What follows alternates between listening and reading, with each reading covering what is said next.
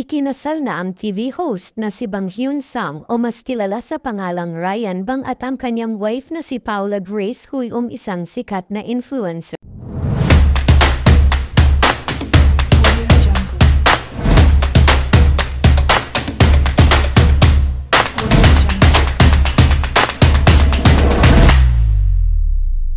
Kita sa kanilang mga mata kung gaano kasaya ang kanilang celebration ngayong araw na ta.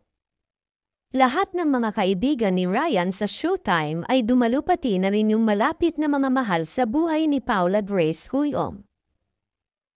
Kabilang na riyan sina Dominic Roque, Amy Castillo, Jong Hilario, Carrillo, OG Alcacid, John Prats, E.A. Guzman, at marami pang iba. Kahapon lamang nang pinabulaan ang post ng isang invitation card mula sa kaibigan ni Ryan Bang na si Ann Curtis. Sa comment section, maraming celebrities ang nagpaabot ng congratulatory message.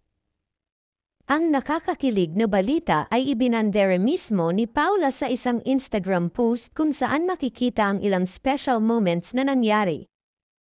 Matatandaan natin noong Agosto nang mag-propose ang aktor na si Ryan kay Paula. Makikita sa mga post at picture na nakaluhod si Ryan habang hawak-hawak ang isang box na may diamond ring. Bukod dyan, ipinasilop rin ni Paula ang itsura ng kanyang singsing na may malaking diamond sa gitna, pati na rin ang matamis na mensahe para sa kanya ng TV host. Magugunitang kamakailan lang, lumipad papuntang South Korea ang dalawa kasama ang pamilya ni Paula upang mamit ang parents ni Ryan. Last year lamang nang kumpirmahin ni Ryan na siya ay in a relationship na with Paula. Nitong Pebrero, sinabi ng TV host sa isang interview na naniniwala siyang si Paula na ang kanyang endgame kahit wala pang isang taon ang kanilang relasyon. Bagamat ngayon ay natupad na rin ang pinangarap ng TV host na si Ryan ang makasama ang kanyang mapapangasawa. At kung nagustuhan nyo ang ating topic ngayon, please like, share, and subscribe mga ka-Showbiz News!